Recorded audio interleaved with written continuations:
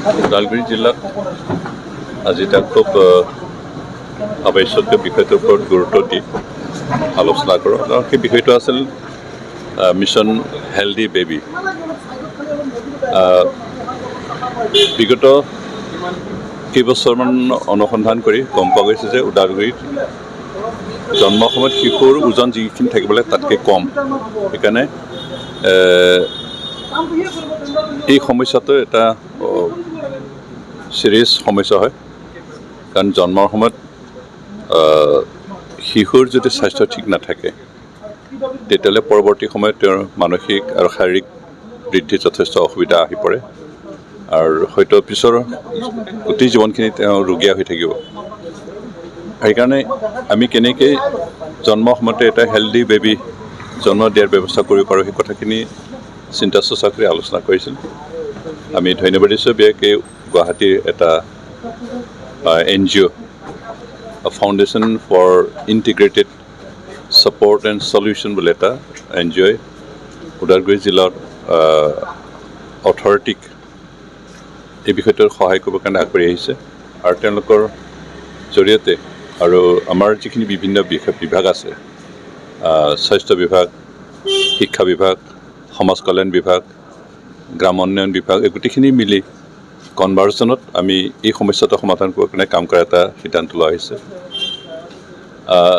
যিহেতু ওদালগুৰি এটা গ্ৰাম্য অঞ্চল বেছি, বিভিন্ন জাতি জনগোষ্ঠী ইয়াত বসবাস কৰে আৰু বিভিন্ন জাতি জনগোষ্ঠীৰ জীৱন ধাৰণৰ শৈলী বেলেগ বেলেগ। বিশেষকৈ এই অঞ্চলৰ গাঁৱলীয়া সমাজত আমাৰ শিক্ষিত মানুহৰ সংখ্যা কম, আৰ্থিকভাৱে দুৰ্বল।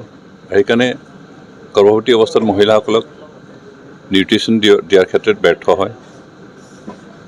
মাজে মাজে তেওঁলোকে যে ডক্টৰক দেখুৱাব লাগে গৰ্ভৱতী অৱস্থা সেই কথাখিনিও নাজানে।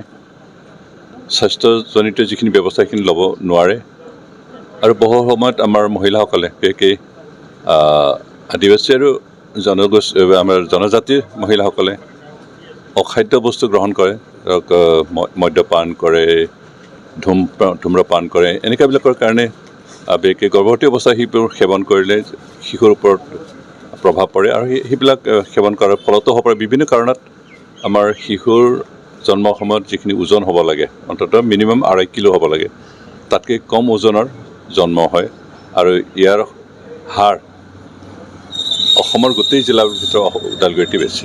আৰু সেইটো আমাৰ কাৰণে এটা ভয়াৱহ এটা পৰিৱেশ আৰু সেইখিনিৰ পৰা আমি কেনেকৈ হাত সাৰি এটা স্বাস্থ্যৱান শিশুৰ জন্ম দিয়াৰ ব্যৱস্থা কৰিব পাৰি সেই কথাখিনি আলোচনা কৰি এই কেইবাটাও ডিপাৰ্টমেণ্টে কনভাৰ্জনত কাম কৰি এই সমস্যাৰ পৰা নিৰাময় কৰাৰ এটা সিদ্ধান্ত লৈছে। আৰু সেইকাৰণে আমি ভাবোঁ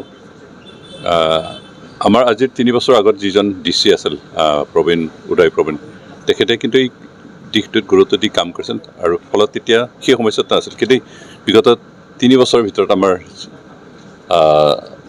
জিলায়ুক্তজন যিজন আছিল তেখেতে হয়তো সেইখিনি দিশত অলপমান নজৰ দিয়াত কিবা হৈছিল, নজৰ দিব পৰা নাছিল। তাৰ ফলত আমাৰ এই সমস্যা আহি পৰিছিল। এতিয়াৰ যিজন জিলায়ুক্ত তেখেতে যথেষ্ট সক্ৰিয় হৈ কাম কৰিছে আৰু কাম কৰিব। আমি আশা কৰোঁ এই সমস্যাটো দূৰ কৰাৰ ক্ষেত্ৰত তেখেতৰ সহযোগ, লগতে আমাৰ যি এটা অনুষ্ঠান গুৱাহাটীৰ পৰা আহি সহযোগ কৰিবলৈ আগবাঢ়িছে আৰু আমাৰ বিভিন্ন বিভাগৰ যিসকল বিষয় আছে আটাইখিনি একেলগে লগে কাম যদি কৰোঁ তেতিয়াহ'লে এই সমস্যাটো সমাধান হ'ব। আজি গোটেই অসমৰ ভিতৰতে যিহেতু সমস্যা ইয়াত বেছি ওদালগুৰি জিলাতে, আৰু সেইকাৰণে এই সমস্যা দূৰ কৰাৰ ক্ষেত্ৰত আজি ওদালগুৰিয়ে প্ৰথম পদক্ষেপ লৈছে আৰু আমি আশা কৰোঁ এই পদক্ষেপ সফল হ'ব আৰু আমি স্বাস্থ্যৱান শিশু পাম। কাৰণ স্বাস্থ্যৱান শিশু জন্ম লাভ কৰিলে স্বাস্থ্যৱান দেশ পৰিচালনা কৰাৰ মানুহ আমি এটা হিউমেন ৰিচোৰ্চ আমি উলিয়াব পাৰিম আৰু তেতিয়া আমি আমাৰ দেশত এটা উন্নত এটা মানদণ্ডৰ সমাজ গঢ়িব পাৰিম।